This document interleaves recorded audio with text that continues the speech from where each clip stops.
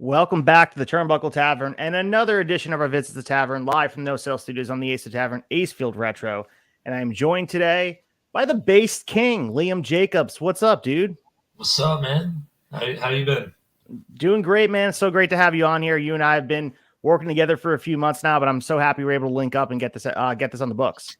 Yeah, I'm happy about this too. So awesome. So, I mean, at this point, we're about 6 months into 2023, and it's been an eventful year. Just remarkable wrestling alone, the growth that we've seen. We're going to be opening the school on August 1st, but let's start with the event we just saw, Danger Zone 2. You had that awesome match against DEZMOND COLE. We saw a dope bet against me at Brooklyn Comic-Con. You had that 5-way scramble. Thought about jumping off a little scaffolding. That was terrible. So as far as 2023 goes, like, what are you feeling about the year so far? It sucks. I haven't won a single match. I think my last match is nearly a year ago. I think it was the Lucharitos show. The last W was at Lucharitos? Yeah. Wow. But, I mean, you guys were in the tournament for the tag titles. You were obviously always in the hunt for the Riot Championship. You're out there. And I think even though in a losing effort with DEZMOND COLE, I have to say, man, we walked away saying, wow, Liam Jacobs can compete for a singles title. I have to say that. Oh, thank you. Thank you. So what were your thoughts on that match with DEZMOND? I lost. Screw that match. I don't really need to say anything about that match. You can go watch it. I don't really need to put over Devin any more than all the people on Twitter with their hands down their pants watching his clips. You know, they do that enough. I don't need to put him over anymore. That's fair. I mean, we see a lot of love going for DEZMOND COLE, whether it be Remarkable Wrestling or beyond. But let's start with the moniker as well. We see the name Based right here. You guys can follow at Liam Jacobs _ on Instagram. Your moniker is the Based King. We've seen that sort of evolve over time. And you've always been based. The Midnight Cowboys have been based. I think you and Sam have explained what that means to me. But what's the influence of based, and what does that mean to you to be called that upon your intro? Based, everyone's definition of based is different. Something can be based to someone, and it's not based on another person. I'm not the king of anything, but I honestly think that I'm so based that, I'm just the based king. I'm not the king of based people. I'm not the most based thing. I'm just so based that I'm the based king. For those uninitiated, can you explain the definition of based, I guess, in simplistic terms, the way you guys broke it down for me, because then I really understood it. I have a hard time putting it in my own words. Sam probably has a better definition of it than I do. My genuine definition of it is just when you don't really care about anything else and you just do what you do. Like, people can say, oh, that's stupid. They can judge you, but as long as you're like, I don't care, then you're based. You just do what you do. There's a lot of people that collect wrestling figures and they don't care. They're based. I love it. So I'm trying to work that into my vernacular, using it appropriately, but it's hard because I just learned about it. But you guys just learned it here. So if you guys in the comments want to talk about what is based to you, pop it in the comments. But let's get to your initial training at Remarkable Wrestling, and we'll get into the training there and working with Kono Capuccia and all that. But when you first stepped in the ring, obviously, as a wrestling fan, you probably had a notion about what it would be like. But what's something that you found a little bit more challenging than expected when you were on the other side of the ropes? Just running the ropes suck. They hurt. Since day one and still to today, they hurt. Nylon ropes, they hurt less. I was running those a little bit ago because I was at a show down here in Tennessee. And I just ran the ropes, and they actually didn't hurt that bad compared to cables. But cables are a lot safer, so I would prefer to wrestle with them. But when I first started training, bumping sucked. My rolls were terrible. Just generally learning how to protect yourself while falling. Because naturally your body wants to go a certain way, and you have to train yourself not to do that. And it took a lot. And sometimes, still when I take a power bomb, I'll probably elbows first, and I get yelled at for that. and I feel it, and I shouldn't be doing that. But yeah, when I first started, it was rough. It's not easy for someone with zero body mass taking bumps. For sure, dude. And like that ring is no joke too, especially the ring that was in Brooklyn Comic Con. So for those that came out and watched Don't Bet Against Me, our mini show, first of all, thank you for coming out and checking us out. But that ring you guys had there it's the real deal, man. It's not a ring, that's just a platform. Right. What makes it so hard though? Is it the wood underneath that makes it differently and just it's harder? It could be the way it's built. It could be just there's this thing in the middle of it underneath that I haven't really seen in a lot of rings. I guess some have like this spring thing. That spring don't fucking work or something because no give. It's just like hitting a fucking concrete floor sometimes. Right. It sucks. So that Brooklyn Comic Con show, if you guys missed it, we had, like we said, a 4-match mini show that we had there, but they had about 14 matches over the course of 2 days at Brooklyn Comic Con 2023. Let's talk a little bit about that. I mean, it was hot that day. We had a decent crowd. A lot of non-traditional wrestling fans came through, which is awesome. And I'm sure you could speak a little bit better to this about working in front of fans that are not typical wrestling fans. Did you change your approach to the match to kind of welcome those fans in, or was it more of work them into the crowd, get them used to what wrestling is? Yes, it was the first day of Comic-Con. I wrestled Kono, and like I knew that these weren't going to just be regular wrestling fans that wanted to just see stuff. These were people in cosplay and all this stuff. So as a One Piece fan, I just like did some One Piece stuff, and it just popped the crowd, and it was different.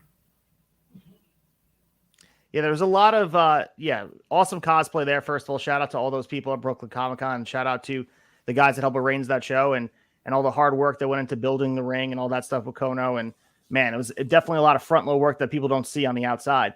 But I just thought it was so interesting to see the fans interacting with the product that they're not used to. I heard some murmurings after our mini show, just not even realizing professional wrestling happening at a smaller level than the big stage. And that was the most impressive part to me, seeing people that maybe we take for granted. We're in this bubble. We watch professional wrestling. You're a professional wrestler. So I think introducing to people to that was kind of romantic. I know that's a weird word to use, but having people almost in front of you learn about this thing that's so special in all of our lives was kind of awesome. Yeah. I totally agree with that.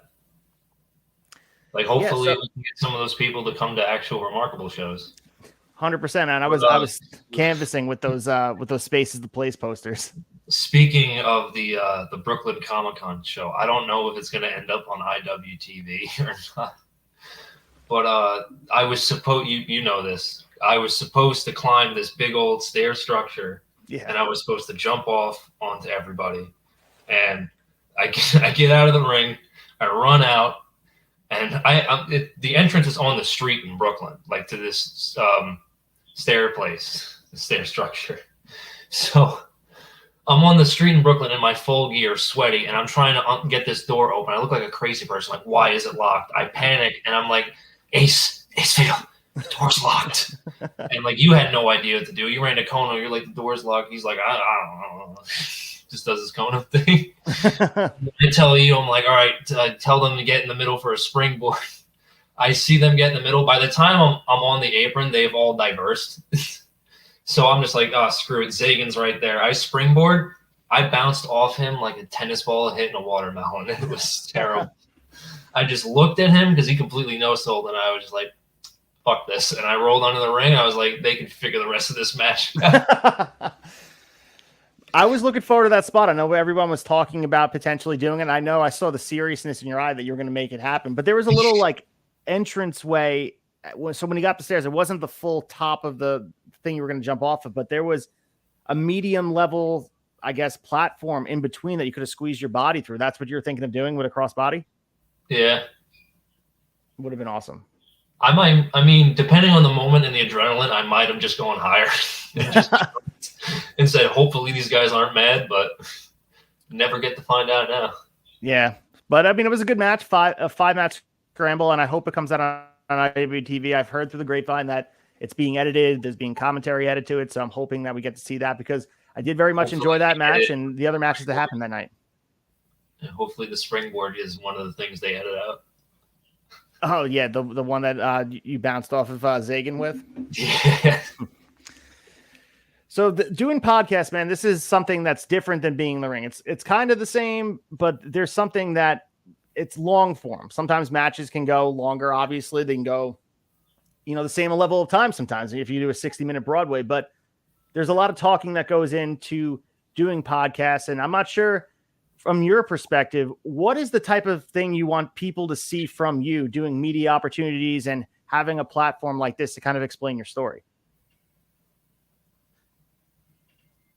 Like, do you mean like in the ring or just on this podcast? Just on podcasts in general, like media opportunities, long form conversations about your interest in professional wrestling or being a wrestler in itself. Oh, well, my main interest in professional wrestling is that it's something that if you do it right and you do it good, you can retire at 45. So that's like the main incentive. When it comes to just wanting to speak on podcasts and stuff, I would prefer not to really like talk much about wrestling because I feel like my wrestling can do enough talking on its own. Like a lot of people can like look at me and be like, "Oh, this skinny kid can't do it." And like for a long time, I wasn't in that mindset of, "Oh, these people might have a point," but people can say body shaming is wrong, but like a lot of people body shamed me in professional wrestling, and it's not wrong because they were right. I'm not going to be on a top stage on TV looking like a goddamn pool noodle. You got to put in work, and that's something that like lately mentally I've come to understand. And sorry I didn't get much sleep last night. But like if people are looking for like something like me to get across in podcasts, and then it's just understand that like you can come from something so small and people can laugh at you and call you something, and you can be based and just put in the work, and then eventually it's not going to come in 1 month, it's not going to come in 3 months, it's not going to come in 6 months, it's not going to come in a year, it's not going to come in 2 years, might not come in 5. But if you don't give up and you keep doing it, something's going to happen, and that will be probably what a lot of people are going to end up remembering me for. And I think that's based.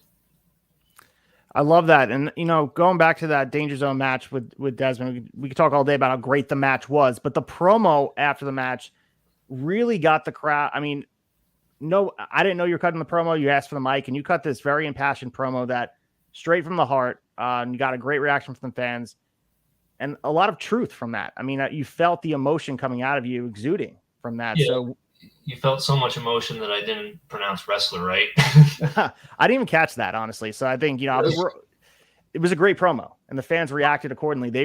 Everyone pretty much gave you a standing ovation. You were met by, your brother at the entranceway, all that stuff. So well deserved. That promo was really, really well done.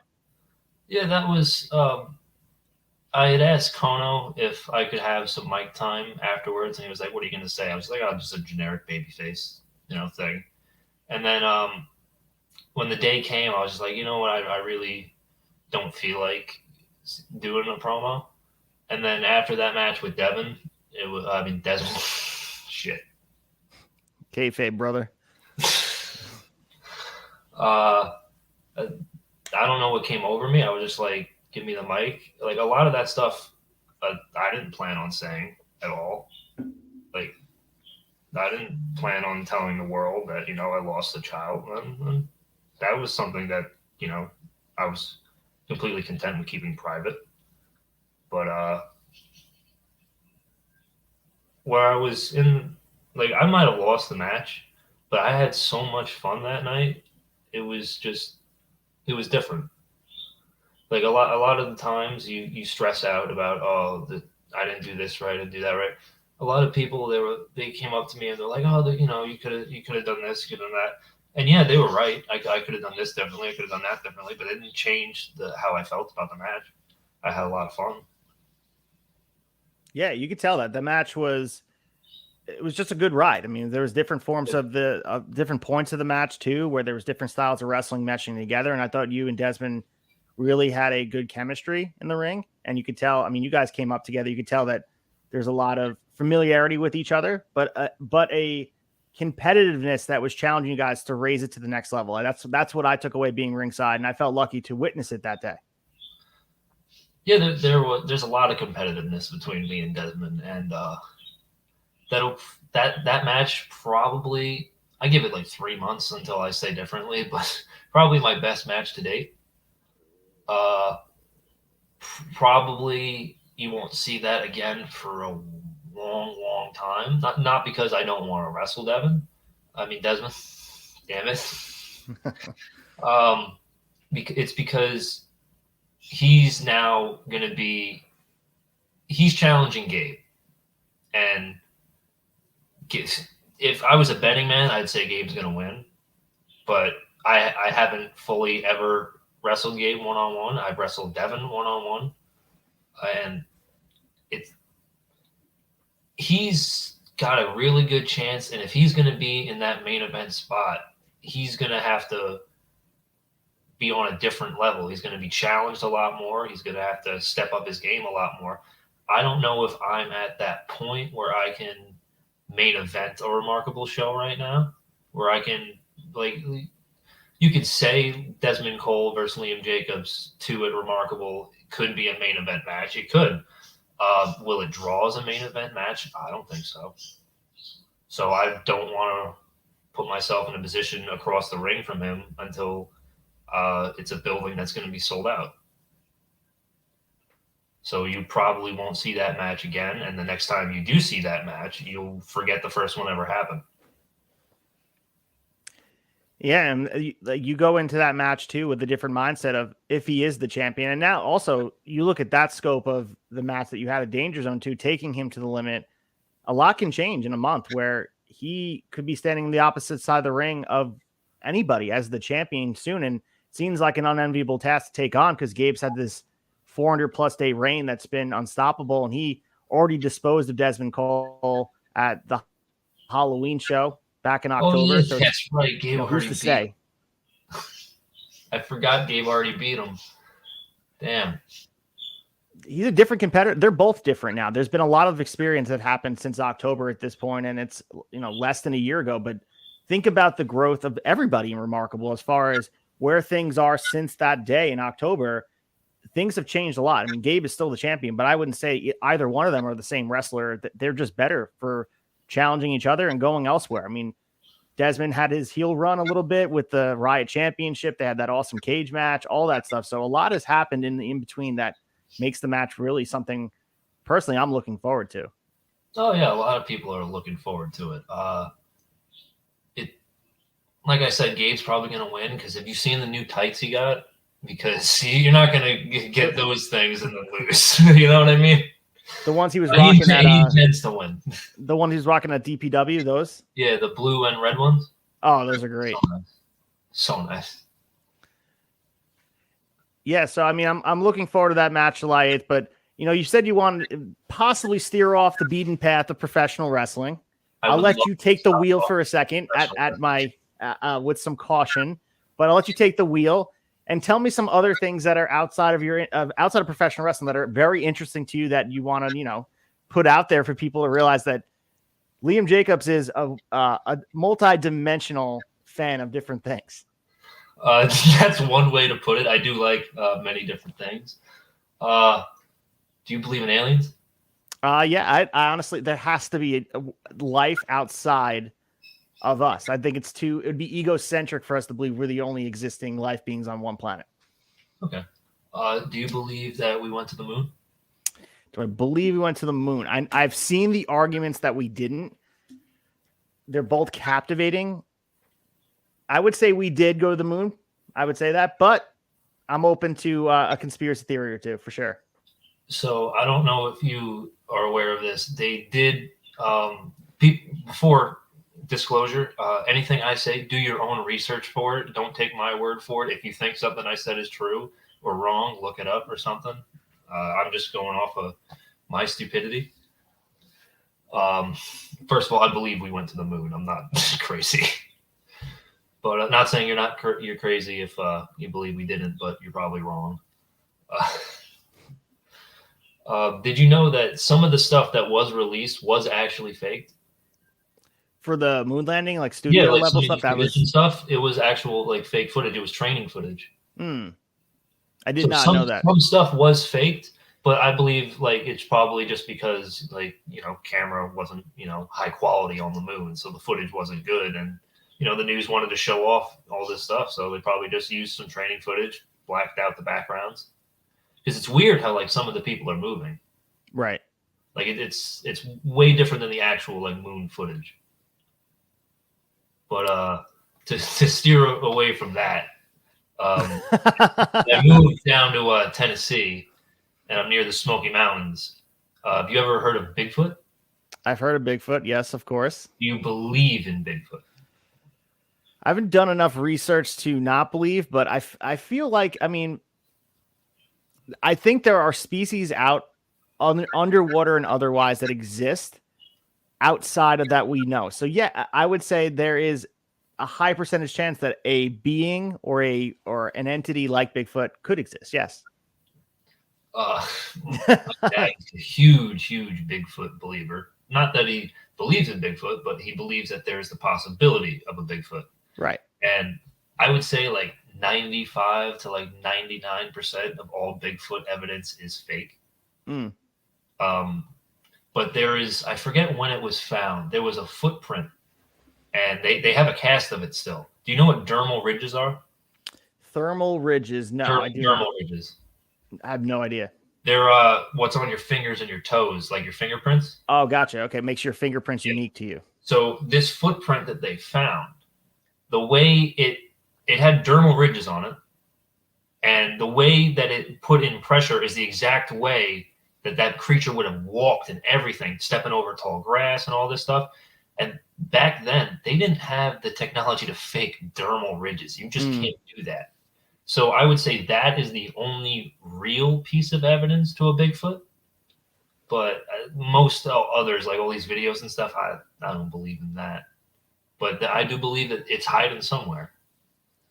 What do you think about people that are obviously? I understand the moon stuff, that they would want to give out media presence of it, and you run the risk. I guess maybe not 1969. You don't run the risk of people finding out that some of the media stuff was faked. But what do you think is the reason for them wanting to fabricate evidence to make it look a certain way if they truly believe it did exist?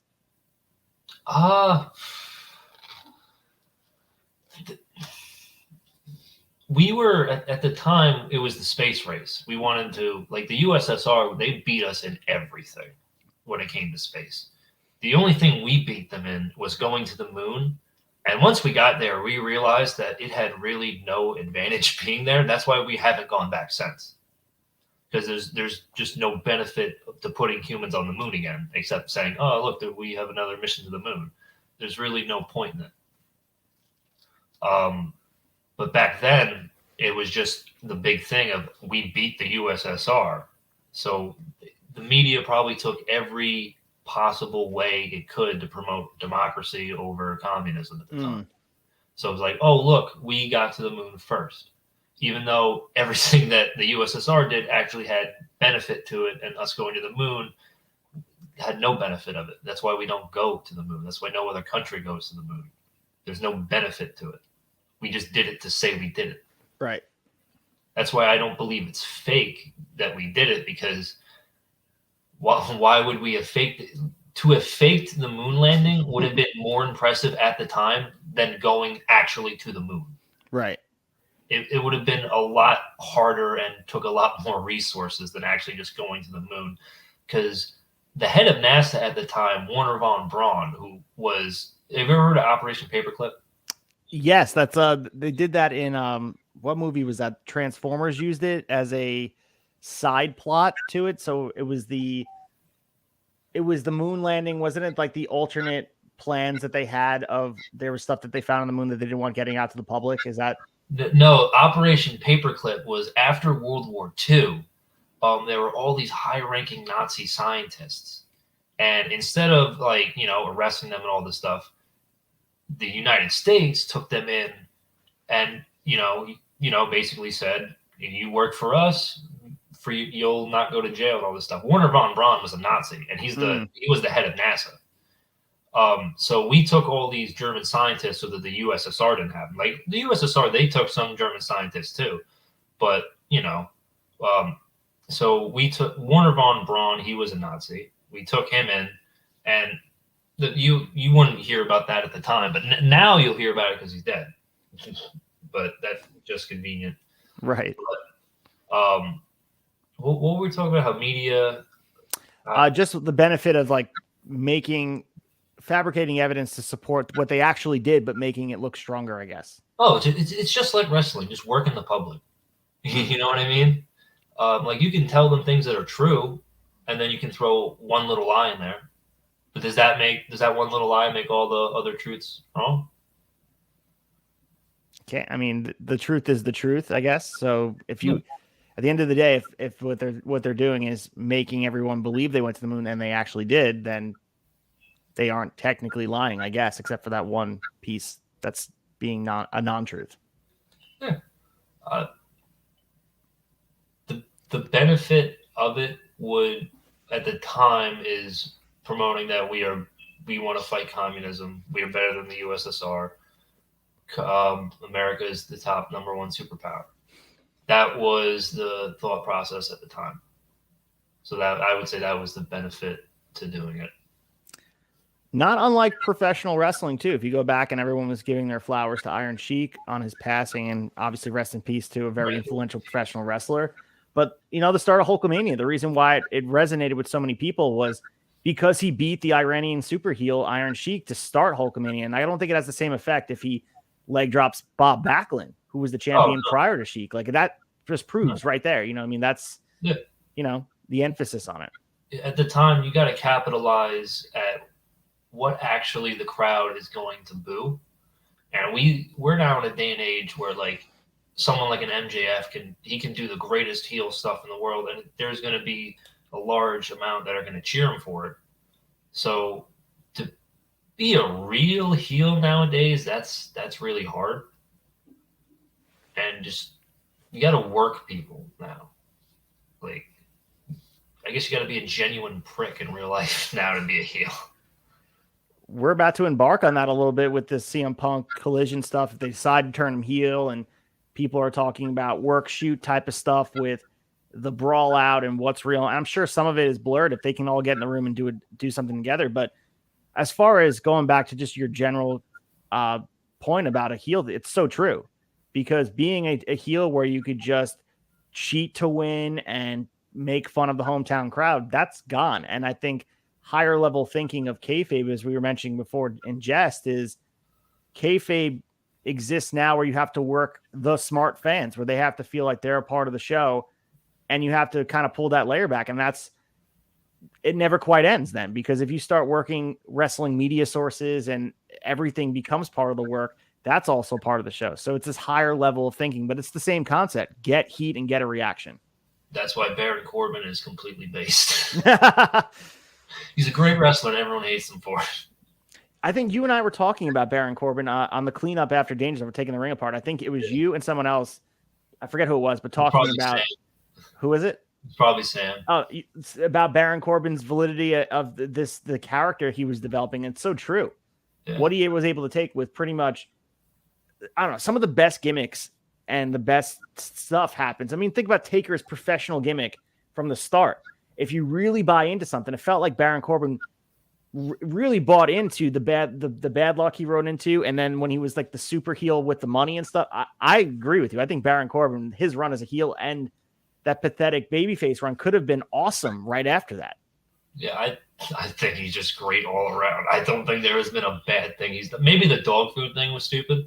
I can't remember everything he's done, but I remember I've never had a problem with Baron Corbin. But talking about that CM Punk Collision thing, get into it.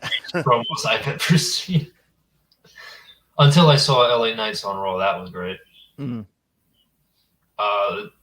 It's I find it amazing how, like, in the span of just a few days, we got some of like the best stuff on television in a while for wrestling. I think that's why I think like nowadays, like wrestling is going to go. It's not going to be what it was in the Attitude Era. We're not. It's not going to have 10 million people watching it live on television every week, but it's going to be a big thing worldwide.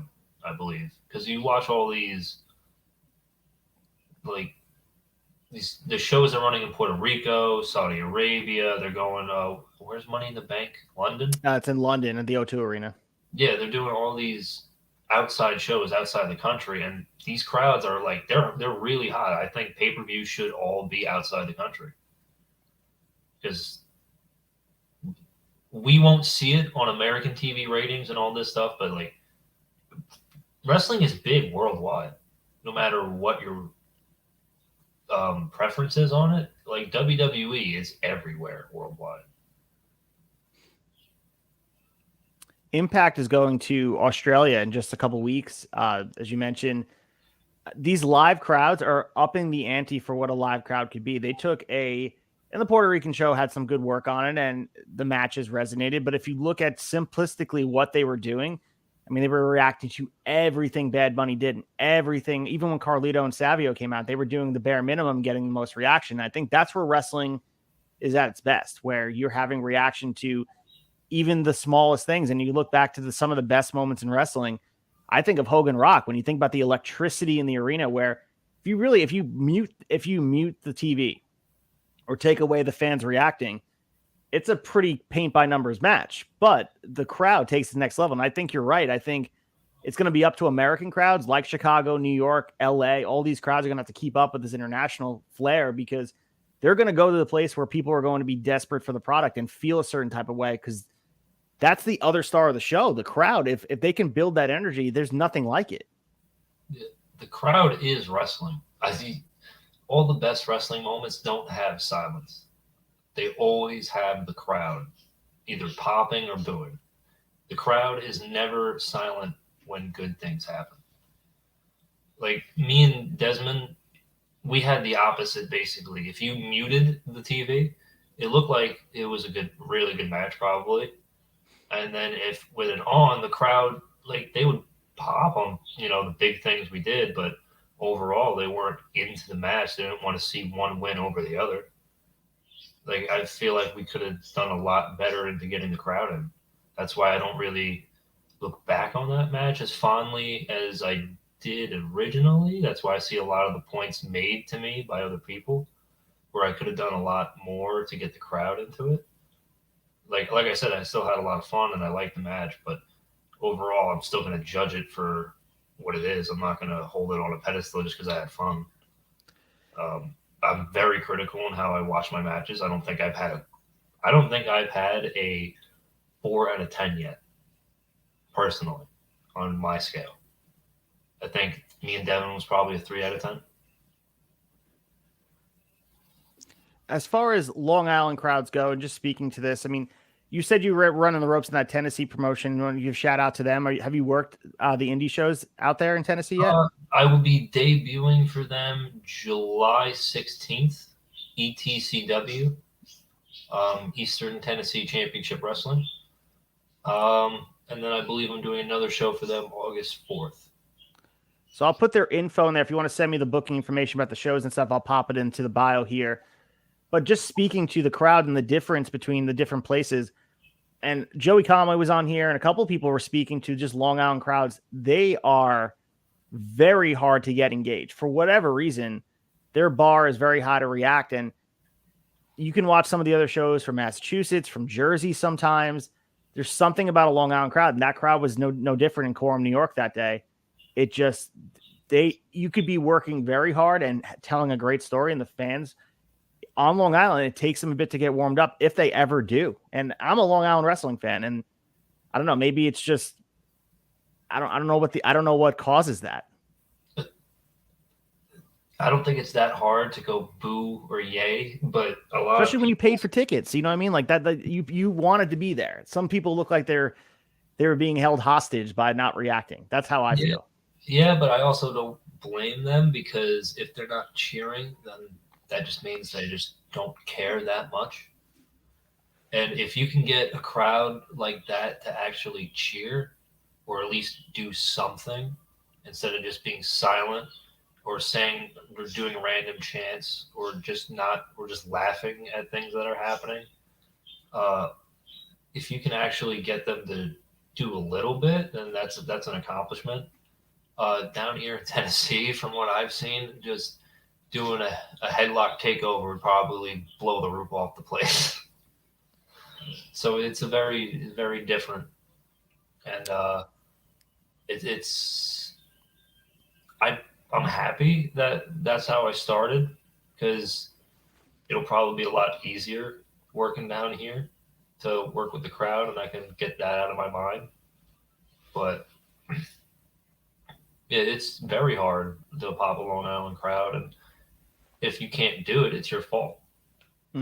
Plain and simple. Don't blame the crowd. Don't say the crowd's cold. You just didn't put in enough effort to make that cold crowd at least a little warm. Because if you can't get them hot for your match, at least warm them up for the next match. It is a good mindset, and you mentioned too, like almost batted with a weighted bat at this point, where you're going to go into Tennessee, and you said, just by observation, they're reacting to everything, and maybe even more so, maybe overreacting, which is a good thing. We want wrestling fans reacting. That creates the environment. We want them to be the third star in the match, as long as they're not, as you mentioned, hijacking it and making it about them and they're adding to the story. That's where you see it. I mean, even look at the stuff with the Bloodline on the WWE side, with everything. The crowd is so invested in every little thing they do, where it's just every segment has that extra flair to it that it feels special. Yeah. I just wish that the best things on television were the matches and not the promos. But I'll take what I can get, I guess, as long as something's good. Because there was a stint where I didn't care about anything on TV. I don't watch wrestling shows. I don't know the last time I've actually sat down and turned on a TV and watched a wrestling show. I just hear about the news about what happened, and if there was a cool match or something, I'll watch clips of it, or there was a promo that was probably good, I'll listen to it. But it was about my extent into watching wrestling these days. What's your tendency? I mean, you mentioned work rate. I mean, sounds like that's the type of stuff you're into, but growing up, were you leaning towards more like the Bret Hart stuff and those matches he was putting on, or did some of the other characters grip you when you were growing up? When I was growing up, it was always just I wanted to either see Edge lose, or I wanted to see, depending on if he was heel or face, Punk win or lose. Those two were basically the reasons I turned on the TV. I didn't really give any cares towards John Cena at the time. Randy Orton was, to me, he was just a heel, so I didn't like him as a kid. All I really cared about was CM Punk and Edge, basically. So if I'm doing the math on that year of Punk and Edge being sort of top guys around that time, it's probably 2009, 2008? 2008, 2009. So, yeah, I mean, the big thing with both those characters is, I mean, they were interlocked in a little bit. Obviously, CM Punk cashed in on Edge with the Money in the Bank. That was a memorable moment, and it was a big deal for Punk to win the World Heavyweight Championship for the first time. You mentioned Punk, too, before we get back into remarkable stuff to hype up Space is the Place and all that. You mentioned Punk, about the promo on Collision, about seeing that on TV. On Turnbuckle Tavern, we've been talking at length about the Punk situation and all that stuff and what he means for the ratings, because it's quite clear he means a lot for them. As far as what you thought aesthetically of the difference between Dynamite and Collision, I know you're not watching the weekly TV, but you had to notice that there was a certain buzz on Saturday instead of the usual Wednesday nights, right? I can't remember what the Dynamite stage. I know they got the two tunnels. That's gone now. Yeah, that's gone. Yeah. The Collision stage looked so good that I feel like it could have been a WWE pay-per-view set. It just, to me, it felt like Collision is going to be a bigger show than Dynamite, the way it was presented. Yeah, Saturday's a tough draw, especially. I mean, not as tough now, but in the fall with college football. I mean, your neck of the woods, you're gonna be living there. You're gonna see the Tennessee Volunteer flags flying on cars and stuff. But They people already tune are. into you see it already. I mean, I'm sure there's multiple sports aside from the football out there, but Saturday's a tough spot. But as we mentioned, if you could make people invested in the product and feel a certain type of way about it, they'll tune in. As we see with ECW back in the day, they would tune in at 3 a.m. You have to make people care about what's on the screen. So I agree. I think there was a lot of emphasis on Saturday, and it has me excited to be a wrestling fan. Yeah, we also live in a day and age where like someone like me cannot have to watch the show, and I can just look up a clip on YouTube of what happened. Like I would say probably 20% of wrestling fans just watch the clips. They don't even watch the matches. That's just a guess. I'm most likely wrong, but I feel like a lot of people these days just don't really have time to watch a whole episode of just blast just to see one thing they like. Mm. They're just going to watch the clips, the thing they care about nowadays.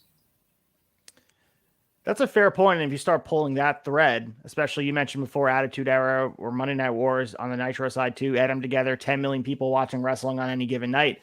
You could make the argument that on any given week, we have more people consuming wrestling just in a different way with social media, Instagram, YouTube. You probably make the art. I mean, look at the Bloodline clips are up, 24 million clips in like less than how many hours. There's a lot to be said about how people consume, because the Nielsen ratings and typical ratings of how people consume products, that's changed. And you're not measuring people that cut the cords a long time ago that are just reading stuff on Twitter, looking at GIFs. You can't manifest that into ratings. So wrestling, as you said, is very healthy. Oh yeah. Probably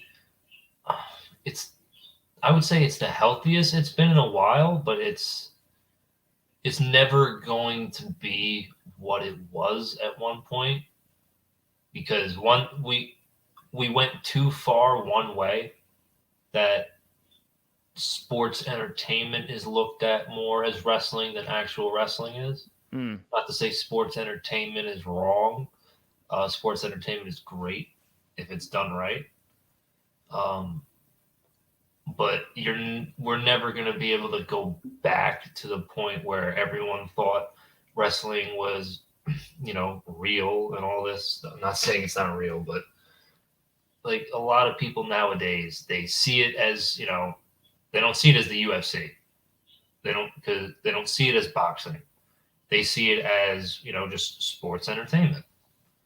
And we're never going to be able to, no matter how many people want to say that, we're going to bring back the style of Memphis, we're going to bring back all this stuff. No, you're not. Wrestling has gone too far to one point, and now we have to evolve what we are given and make that better than it was. Do you think that you mentioned no one's ever going to believe it's not scripted at this point? It's something that people accept at this point. It is to the point where sports entertainment has opened up the magician's box, and you can see all the tricks at this point, and you can watch documentaries and listen to podcasts. Every wrestler has one. But in order to make things real again, going back to the Punk situation or other things, is there some validity in using wrestling media and the IWC against itself to create scenarios that feel real, where if you can get Punk and Omega in the ring together, where they may have made amends and we just don't know about it, is there some justification in our mind as far as, will that make wrestling feel kind of real again in its own way? I would say yes and no. Because if you do it too much, then it's over the top. You want to keep a level of for advertisers. You don't want your wrestlers hating each other. You don't want real beef. But at the same time, Shawn Michaels and Bret Hart drew a lot of money. Yeah. Probably the biggest.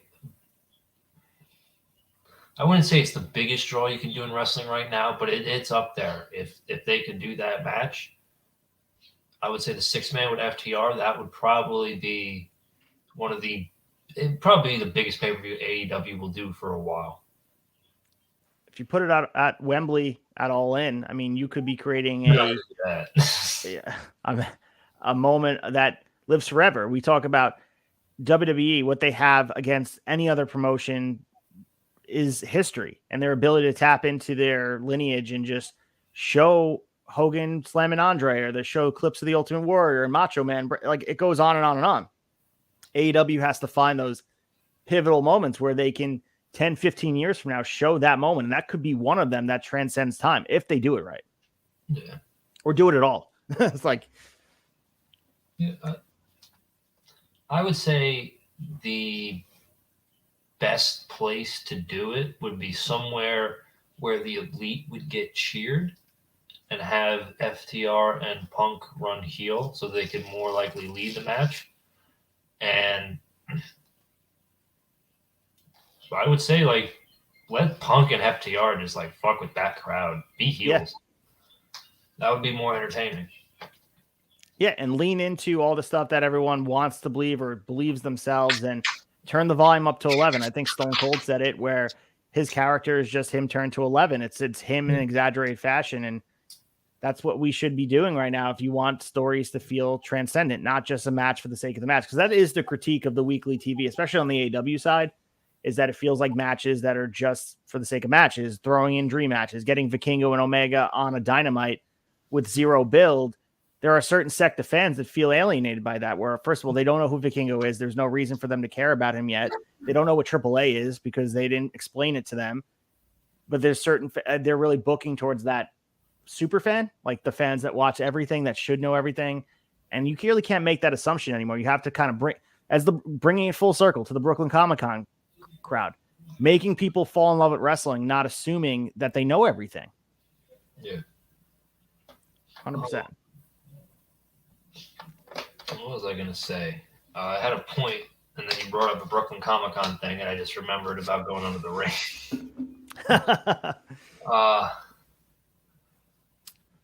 Oh, you're talking about FTR working heel and the Elite working face?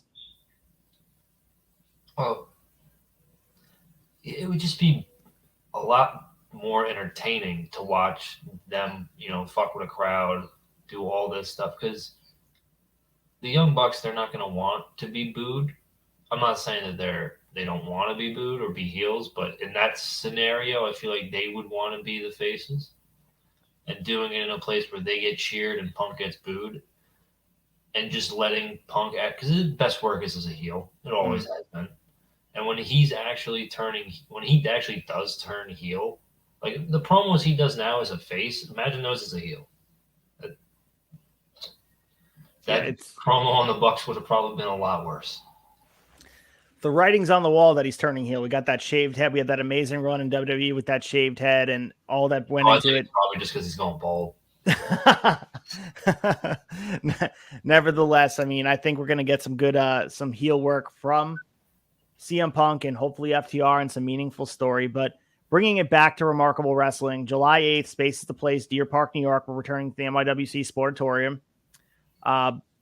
Thoughts on that show going into it? Space is the Place is the second annual event. We're doing the full circle through because obviously we passed the 1 year mark of Remarkable Wrestling. You guys can follow at Remarkable_Wrestling on Instagram. But thoughts on Space is the Place? You mentioned Desmond versus Gabriel Scott, but we also have Kono versus Nikolai White. We have the debut of Remarkable Wrestling from Andy Brown against Tristan Ty for the Riot Championship. Some good stuff being announced for that show. Are you looking forward to it? I will not be there. Will not be there. Okay. There we go. I will not be attending that show. I talked to management, and I'm going to be taking a little bit of time off. Okay.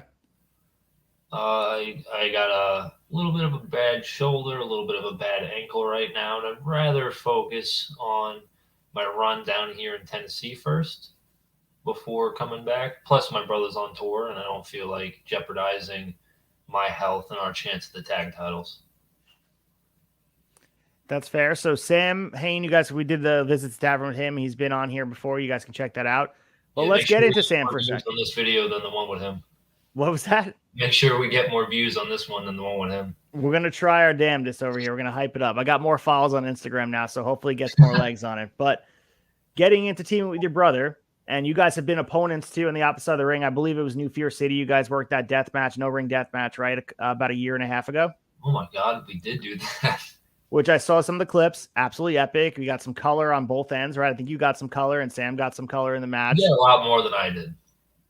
Yeah, there's a great picture. I barely had like one little drop going down. And Sam was covered in blood.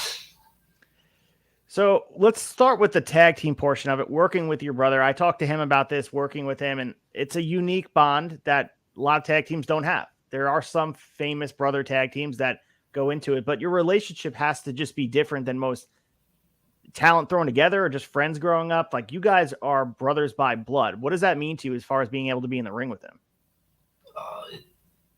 It's one of those things where, like, as a kid and you get bullied and you don't have anyone there to protect you, and then you got your big brother there who scares off all the bullies, and then he's your tag partner. It's one of those things, like, I don't care what tag team we're versing.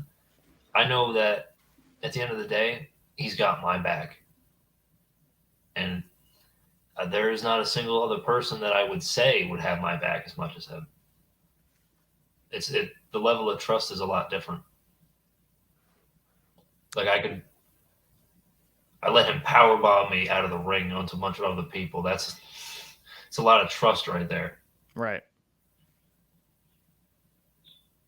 So Sam is on tour, as you mentioned, and I don't know if you want to hype it up here for him. This way we can give him a little spotlight as far as his band being on tour. We did talk a little bit about Stabbed, some of the other projects he's involved in as well. But do you want to give him some love here about where he's going to be going and where people can find him? I actually have no idea where Sam is. Hashtag where is Sam? Going somewhere. Last I checked, I think he's actually back on the island. Okay. No, actually. He was back for like a few days, and then I think he left. Because I know he was in Iowa for a bit, and I think he came back and left. Or he's leaving soon. I don't know. Well, you guys can follow Sam Hain at Shark Funeral. So Sam Hain, the Dracula Kid, one half of the Midnight Cowboys, the most base tag team in all professional wrestling, with Liam Jacobs here. But let's talk a little bit more about just wrestling at large, and I would say future goals as we kind of hit the hour mark here. Future goals for you beyond 2023. What do you hope to accomplish? Where do you see this ending for you? Do you want to be someone who is passing on this tree of knowledge that you've been able to accumulate over this period of time where you've been involved with Remarkable and other promotions? I wouldn't say I have a tree of knowledge. I would probably say I'm a giant walnut of dumbass, probably. Whether you know it or not, you are taking in all the knowledge and hearing, that's from my perspective. I think you're a very knowledgeable dude and talking about the business from a very smart perspective. That's my perspective, though. For future goals, a lot of people, a lot of people's goals are achievable. Like, someone can say, I want to make money in wrestling. That's achievable. Someone can say, I want to be signed. That's achievable. I want to have a championship. That's achievable. I want to main event a stadium show in front of 100,000 people. That is achievable. To chase something, to chase a goal that is virtually unachievable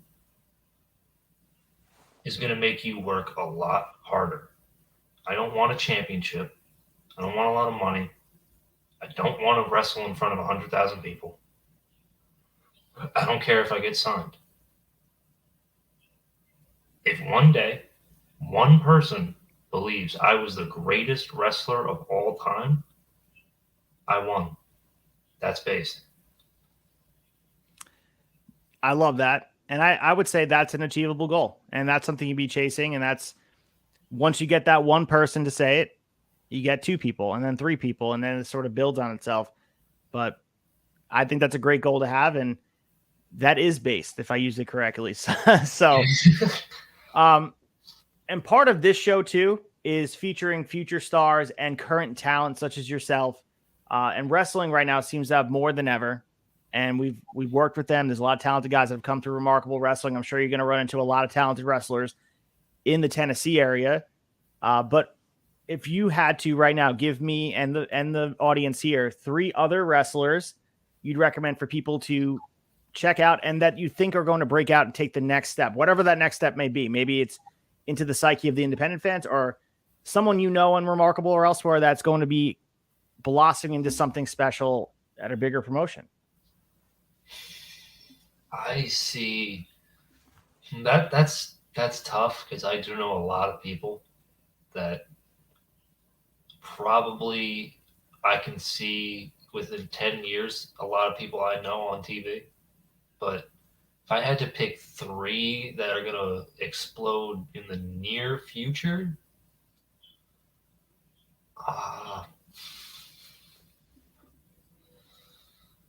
Liam Jacobs, and Liam Jacobs.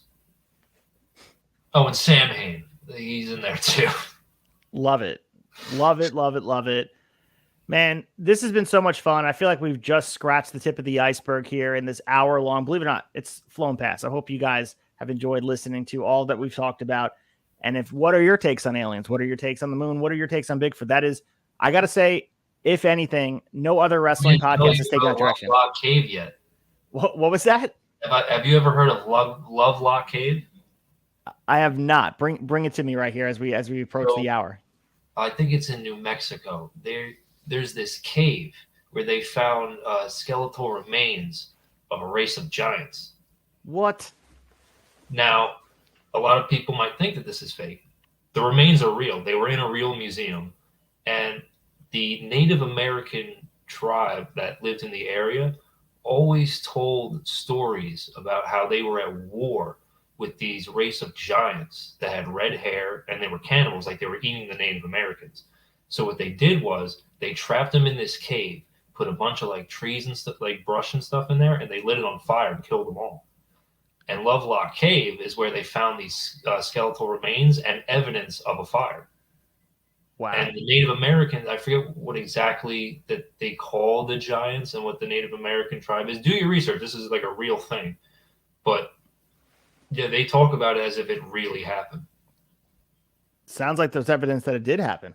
And I think there was the Smithsonian recently took all the remains and you can't find them anymore, but they were like, there's photographs of them and stuff. Look it up, Lovelock Cave. I will definitely check that out. And you guys, I hope you got something different from this interview because I feel like I'm more educated on other things. And Liam Jacobs is more than just professional wrestling. I think he proved that here on this podcast. And go make sure you follow him at Liam Jacobs _ on Instagram. Check him out. And I'm going to post his latest bookings.